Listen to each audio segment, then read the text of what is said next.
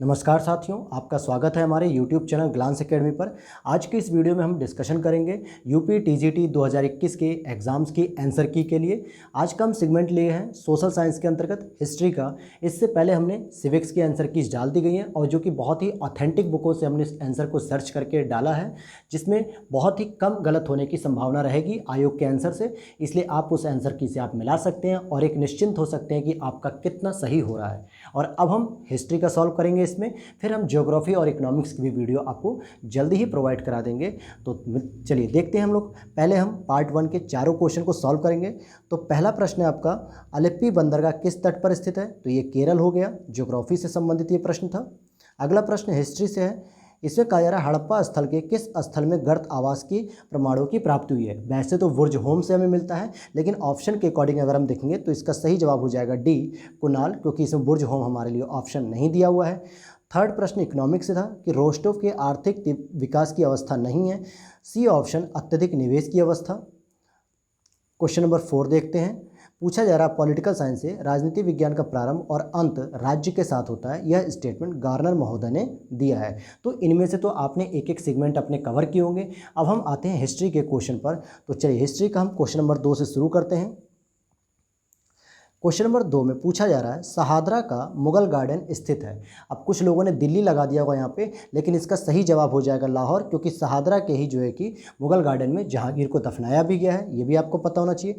अगला प्रश्न है आपका क्वेश्चन नंबर 3, किस शासक के द्वारा गुलरुखी के नाम से कविताएँ लिखी जाती थीं? तो हमारे लोधी साहब कौन थे? सिकंदर लोधी साहब के द्वारा लिखा जाता था। नेक्स्ट प्रश्न है, जौना खां किसका प्रथम नाम था? बहुत ही सामान्य क्वेश्चन। मोहम्मद बिन तुगलक, और इन्हीं के नाम पे जौनपुर नगर की स्थापना इनके चचेरे भाई फिरोज शाह तुगलक के द्वारा की गई थी। तारीख मुबारक शाही के लेखक कौन थे? तो Yahya bin Ahmad Sirhindi, option number A is correct answer. और क्वेश्चन नंबर 6 देखेंगे। यहाँ पर पूछा जा रहा है कि सुधरी हुई मुद्रा पद्धति को स्थापित करने का श्रेय, यानी कि मुद्रा पद्धति को एडवांस लेवल पे इम्प्रूव किसने किया? तो सही जवाब हो जाएगा शेरशाह, आपका पहला option is correct. Question number 7 देखते हैं हम।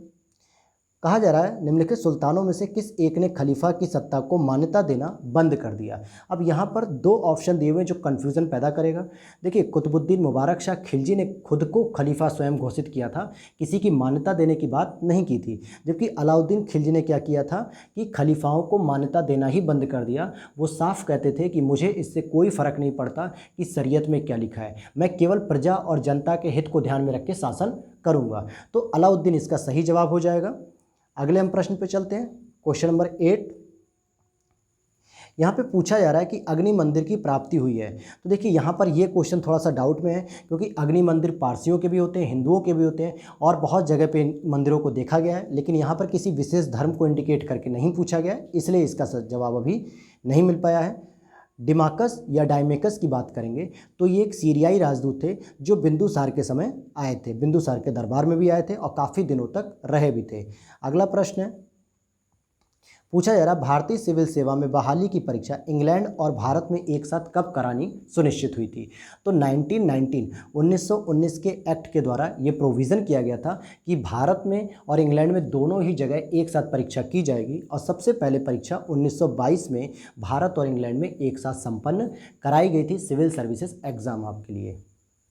अगला प्रश्न हो जाएगा, यहाँ पर पूछा जा रहा है कहाँ से राजदूत औरंगजेब के शासन कहाँ से राजदूत औरंगजेब के शासन के समय आया था?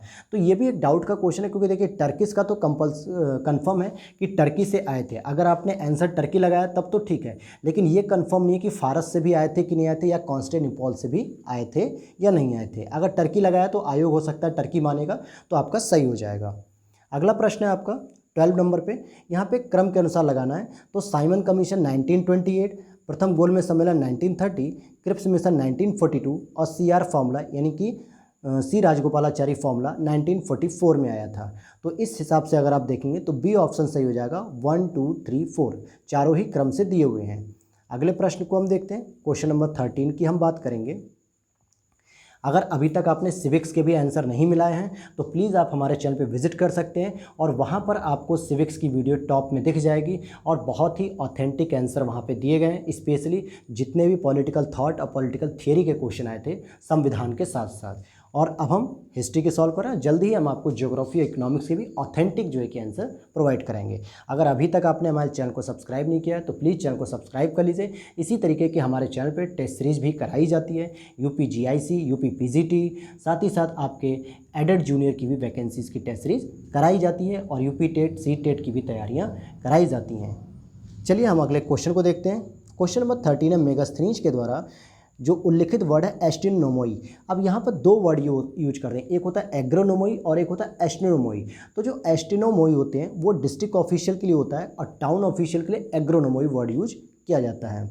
अगर हम बात करेंगे अगले प्रश्न को, किस अभिलेख में गुप्त वंश के शासक रामगुप्त का नाम आता है, तो इसके बारे में भी कुछ अभी सटीक आंसर नहीं मिल पाया है, क्योंकि देवी चंद्रगुप्तम के अभिलेखों में या उनकी रचनाओं में रामगुप्त का नाम देखने को मिलता है, लेकिन यहाँ पर ऐसा कोई ऑप्शन नहीं देखने को मिला है। इसीलिए ये अभी डाउट में है क्वेश्चन, इसको आप लोग डाउट में रखिएगा अपने। देखिए सभी क्वेश्चन के आंसर हम लोग ढूंढने की कोशिश कर रहे हैं ऑथेंटिक तरीके से। हम ऐसे ही अगर हम आपको बता दें कि यहाँ बस कोटा पूर्ति, तो वो अच्छा नहीं होगा। इसीलिए जो आंसर मिल पाए हैं हमने उसी को बताने की कोशिश की है। जो डाउट में है या दुविधा में है उनको हमने स्किप कर दिया है अभी। अगला है आपका 1601 खानदेश पर अकबर की विजय स्मृति के चिन्ह के रूप में कौन सा स्मारक बना। इससे संबंधित दो क्वेश्चन आए। खानदेश जो कि गुजरात का क्षेत्र होता था और इसीलिए फिर बुलंद दरवाज़ा जो है कि फतेहपुर सीकरी में स्थापित किया गया था। अगला प्रश्न है आपका, बौद्ध स्थल नालंदा विश्वविद्यालय का किसने उत्खनन कराया। तो डॉक्टर स्पूनर जो कि लीड कर रहे थे अपनी टीम का बौद्ध स्थल नालंदा विश्वविद्यालय के उत्खनन के समय। और यहाँ पे कौटिल्य के अर्थशास्त्र के अकॉर्डिंग अगर हम बात करेंगे तो लगभग 26 अध्यक्षों की जो है कि चर्चा देखने को मिलती है, लेकिन ऑप्शन में आपको 25 और 27 दोनों दिया गया है। तो देखते हैं आयोग इसको क्या मानता है। तो ये भी एक आपका डाउट में प्रश्न है। अगला प्रश्न है, अरमोली वर्मन किस चोल सम्राट का नाम था। देखिए जो राजराज थे उन्हीं का नाम जो है कि अरमोली वर्मन था। राजराज तो इनकी उपाधि थी, इसलिए 18 का ए आंसर इज करेक्ट हो जाएगा। नेक्स्ट प्रश्न को देखते हैं। क्वेश्चन नंबर 19 की हम बात करेंगे। आप लोग भी कमेंट बॉक्स में ज़रूर बताते रहिएगा कि आपके टोटल कितने सही हुए हैं यहाँ पर, और आपके लगभग जो भी आपने 2 विषय किए हैं उनमें मिलाकर कितने लगभग सही हो रहे हैं। अगला प्रश्न है, सेतुबंध एक जो ग्रंथ है इसका लेखक कौन थे। तो इसके लेखक प्रवर सेन द्वितीय थे, बी ऑप्शन इज करेक्ट। अगला प्रश्न है, अलाउद्दीन खिलजी जी के द्वारा निर्मित अलाई दरवाज़ा कहाँ तक जाने का एक प्रवेश द्वार है। जैसे ही आप अंदर एंट्री करेंगे दिल्ली में कुतुब मीनार के कॉम्प्लेक्स में, तो अलाई दरवाज़ा है, फिर वहाँ पे कुतुब मीनार मिलेगा और आगे जाके आपको कुव्वतुल इस्लाम मस्जिद भी मिलेगी। तो इसका सही जवाब हो जाएगा डी। अगला प्रश्न है, किस चोल शासक ने सुमात्रा और मलाया पर विजय प्राप्त की थी। इवन कि सुमात्रा, मलाया, दक्षिण एशिया के साथ साथ दक्षिण पूर्व एशिया पर भी इनका कब्जा था। वो थे राजेंद्र प्रथम, बी ऑप्शन इज करेक्ट। 22 की हम बात करेंगे तो जैन ग्रंथ कुवलय माला के जो लेखक थे वो थे ए ऑप्शन उद्योतन सूर। कौन थे? उद्योतन सूर थे। अगला प्रश्न है, मंगल पांडे किस विद्रोह से संबंधित थे। तो बैरकपुर छावनी से इन्होंने विद्रोह करना शुरू किया था। अगला प्रश्न है, किस चोल शासक ने मधुरा कोंडय और मधुरांतक उपाधि धारण की थी। इसका सही जवाब हो जाएगा आदित्य प्रथम। आदित्य प्रथम ने ही जो है कि मधुरा पर विजय प्राप्त करके मधुरा कोंडय और मधुरांतक की उपाधि धारण की थी। अगला प्रश्न है आपका, हम देखते हैं अगले प्रश्न को। पूछा जा रहा है, भारत में प्रथम तुर्की मस्जिद कौन सी थी। तो कुव्वतुल इस्लाम मस्जिद, जिसका निर्माण कुतुबुद्दीन ऐबक के द्वारा किया गया था दिल्ली में, यही सबसे पहले टर्किश मस्जिद थी। आगे पूछा जा रहा है, मोहम्मद नादिर और मोहम्मद मुराद किसके शासनकाल में भारत आए थे। ये दोनों ही बहुत बड़े चित्रकार थे और जहांगीर का शासन चित्रकला के लिए स्वर्ण युग माना जाता है। तो सही जवाब हो जाएगा चित्रकला। गविष्ठी क्या थी? गायों की खोज करना या गायों के लिए संघर्ष करना। तो A option is correct. Rigveda में गाय के लिए सबसे अधिक इन वर्डों की प्रयोग किए गए हैं। अगला प्रश्न है आपका, किस शासक के समय झरोखा दर्शन बंद कर दिया गया था। तो सही जवाब हो जाएगा औरंगजेब। फिर पूछा जा रहा है, कौन सा अधिकारी अपने प्रांत के जिलों के संग्रहण को नियंत्रित करता था। सही जवाब हो जाएगा आपका समाहर्ता। समाहर्ता से एक प्रश्न और मिलेगा आगे आपको। अगला प्रश्न है, लेखन के आधार पर, ध्यान दीजिएगा, लेखन के आधार पर अगर पूछा जाए कि अशोक का सबसे प्राचीन अभिलेख कौन सा है, तो ये हो जाएगा सिंह शीर्ष युक्त रामपुरवा अभिलेख या रामपुरवा स्तंभ हो जाएगा। अगला प्रश्न है आपका, अमरावती का महास्तूप मूल रूप से किस काल में स्थापित हुआ था।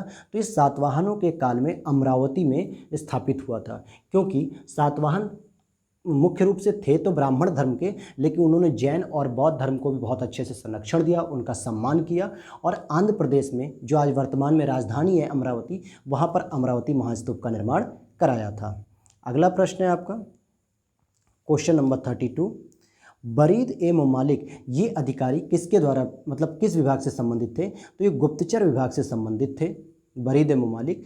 अगला प्रश्न है तुर्किश सुल्ताना का महल कहाँ है? यह भी अकबर से संबंधित है। अकबर की जो 2 रानियाँ थी तो उन्हीं की रानियों के नाम पर उन्होंने टर्किश महल या कि तुर्किश सुल्ताना लिख दिया था, और यह फतेहपुर सीकरी में था।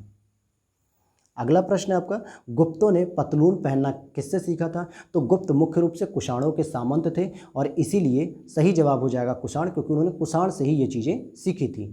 क्वेश्चन नंबर 35 आपसे पूछा जा रहा है।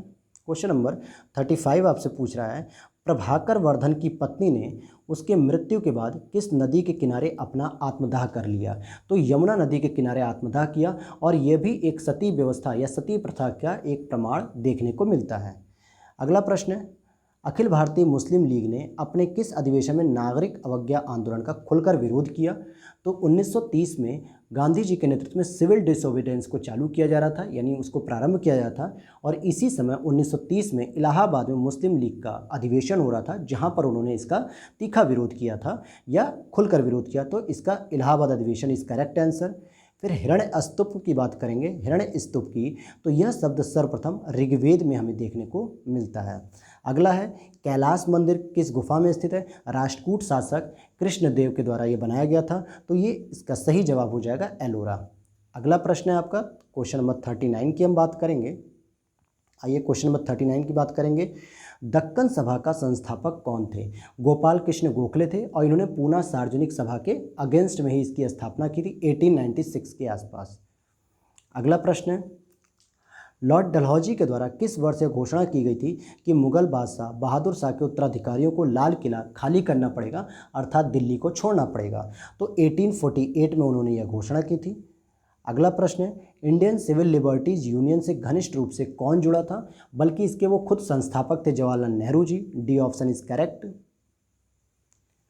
अगला प्रश्न है, नालंदा विश्वविद्यालय की स्थापना, तो इसकी स्थापना कुमार गुप्त, जो कि गुप्त वंश से संबंधित एक शासक हैं, प्रमुख शासक हैं, इनके द्वारा नालंदा विश्वविद्यालय की स्थापना की गई थी। दिल्ली सल्तनत में चहलगानी के सदस्य कौन थे? तुर्कान चहलगानी, वो सभी के सभी टर्किश थे। अगला प्रश्न है, पुराण या धरण जो प्रकार होता है वो मुद्रा में किस प्रकार की धातु का प्रयोग होता था? तो इसका सही जवाब हो जाएगा कांस्य। लेकिन अभी भी इस पर थोड़ा संदेह है, लेकिन जहाँ तक हमें प्राप्त हुआ है कि कांस्य की ही धातु को जो है कि कहा जाता है।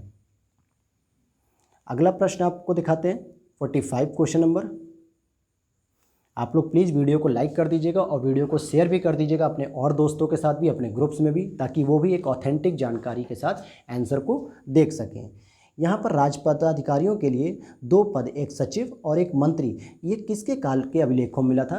तो आपको पता है मौर्य काल के अभिलेखों में भी मिला था, और कौटिल्य के अर्थशास्त्र की जो पुस्तक है, जो कौटिल्य कब के थे? मौर्य काल के ही समय में थे, तो उन्होंने भी मंत्री और सचिवों की बात की है। अगला प्रश्न है, किस चोल शासक ने संपूर्ण सिलोन या सिंघल को जीत लिया? अर्थात श्रीलंका की बात हो रही है, तो राजेंद्र प्रथम ने जीता था। अगला प्रश्न है, कलिंग तुर्पाणी के लेखक कौन है? जयगोंडन इसका सही लेखक है, मतलब जयगोंडन इसका सही आंसर हो जाएगा। अगला प्रश्न है, अशोक का कौन सा शिलालेख धार्मिक संश्लेषण से संबंधित है या धार्मिक संवाद से संबंधित? तो सही जवाब हो जाएगा 12वां शिलालेख, option number D is correct answer. अगला प्रश्न है आपका, किस हड़प्पा स्थल से निकास नालियों के साथ फर्श जड़ित 12 स्नान गृह का एक समूह मिला है, यानी कि सेट मिला है? तो सही जवाब हो जाएगा सी ऑप्शन लोथल। और लोथल से हमें क्या मिला है? डॉकयार्ड यानी कि गोदीवाड़ा भी मिला है। अगला प्रश्न है, वाकाटक शासकों ने किसने चंद्रगुप्त द्वितीय की पुत्री प्रभावती गुप्ता से विवाह किया था? तो सही जवाब हो जाएगा डी ऑप्शन, रुद्रसेन द्वितीय ने प्रभावती गुप्ता से विवाह किया था। और इस प्रकार गुप्त वंश ने वाकाटकों के साथ भी क्या किया? अपनी मित्रता को बढ़ाया। क्वेश्चन नंबर 51 पर हम आते हैं। 51 क्वेश्चन पूछा जा रहा है आपसे कि स्मारकों में से किसमें रजत की छत और संगमरमर स्वर्ण बहुमूल्य पत्थरों की मिश्रित सजावटों का प्रयोग किया गया है? तो दीवाने खास दिल्ली में, जिसका निर्माण किसने किया? शाहजहां ने कराया था। अगला प्रश्न है, ऋग्वेद में तसर जो शब्द हुआ है प्रयोग, वो किसके लिए होता था? तो बुनकर के लिए होता था। B option is correct. James Mill की रचना The History of British India का प्रकाशन कब हुआ है? 1817। बहुत ही फेमस पुस्तक रही है ये। बुलंद दरवाज़ा, देखिए पहले प्रश्न था 1601 में खानदेश की विजय पर, और यही क्वेश्चन घुमाकर पूछा है कि बुलंद दरवाज़ा अकबर के किस विजय के स्मरण में बना था? तो गुजरात विजय, जो कि 1601 खानदेश के नाम से भी जानी जाती है। अगला प्रश्न है, यह घोषणा किसने की थी कि बहादुर शाह की मृत्यु के पश्चात मुगलों को राजा की उपाधि नहीं मिलेगी? तो लॉर्ड कैनिंग महोदय ने कहा था कि राजा की उपाधि अब नहीं दी जाएगी, अब इनको कोई भी उपाधि नहीं मिलेगी। जबकि लॉर्ड डलहौजी ने 1848 में कहा था कि दिल्ली के उत्तराधिकारी अर्थात कि मुगलों के उत्तराधिकारियों को अब दिल्ली खाली करनी पड़ेगी। अगला प्रश्न है, 1883 में सनातन धर्म रक्षणी सभा की स्थापना पश्चिम बंगाल के कलकत्ता शहर में की गई थी। अगला प्रश्न है, किस युद्ध के बाद मैसूर का टीपू सुल्तान सहायक राज्य बनने के लिए बाध्य हुआ? तो देखिए सहायक संधि 1798 से शुरू होती है और मैसूर को 1799 में चौथा मैसूर युद्ध हराकर सहायक संधि के रूप में स्वीकार कर लिया जाता है। तो इसका सही जवाब हो जाएगा डी ऑप्शन। अगला प्रश्न है आपका 58 क्वेश्चन नंबर, शाहजहां के शासन के 8वें वर्ष में शासन का जो राजकीय इतिहास था पादशाह नामक, इसके जो लेखक थे वो थे अब्दुल हमीद लाहौरी। अब्दुल हामिद लाहौरी इसके लेखक हैं। अगला प्रश्न है, अर्थशास्त्र में विविधता अध्यक्ष किसके लिए प्रयोग किया गया है? तो विविधता अध्यक्ष वाणिज्यों का अध्यक्ष कहा जाता है। अगला प्रश्न है, एशियाटिक सोसाइटी ऑफ बॉम्बे, एक होता है एशियाटिक सोसाइटी ऑफ बंगाल जो 1784 में स्थापित की गई थी विलियम जोन्स के द्वारा, लेकिन ये बॉम्बे वाली पूछ रहा है तो 1804 इसका सही जवाब हो जाएगा। पूछा जा रहा है कौन सा एक फतेहपुर सीकरी में स्थित नहीं है? तो मोती मस्जिद फतेहपुर सीकरी में नहीं, बल्कि आगरा के लाल किले और दिल्ली के लाल किले में, मतलब दिल्ली के जामा मस्जिद में मोती मस्जिद मौजूद है। अगला प्रश्न है, मौर्य काल में समाहर्ता का अर्थ क्या था? तो आकलन और संग्रहण का प्रभारी अधिकारी होता था। Option number is C correct answer. और ह्वेनसांग का भारत आने का मुख्य उद्देश्य था बुद्ध से संबंधित स्थलों पर जाना और वहां से ज्ञान को अर्जित करना, बौद्ध धर्म का प्रचार प्रसार फिर अपने देशों में, चाइना जैसे देशों में प्रचार प्रसार करना। तो ये तो थे आपके हिस्ट्री के पूरे आपके एक सेगमेंट के प्रश्न। हम उम्मीद करते हैं कि आपके इससे बहुत से अधिक क्वेश्चन सही हुए होंगे और आपका पेपर भी अच्छा हुआ होगा। हम जल्दी ही आपके लिए ज्योग्राफी और इकोनॉमिक्स की भी सीरीज़ लेकर आएंगे। और अगर अभी तक आपने सिविक्स नहीं देखा है तो हमारी प्लेलिस्ट वहाँ वीडियो पे आप जाइए, वहाँ आपको सिविक्स के भी मिल जाएंगे। हम एक प्लेलिस्ट क्रिएट कर देते हैं यूपी टीजीटी आंसर की के नाम से, वहाँ आपको मिल जाएगी ये। ठीक है, मिलते हैं तब तक के लिए, जय हिंद।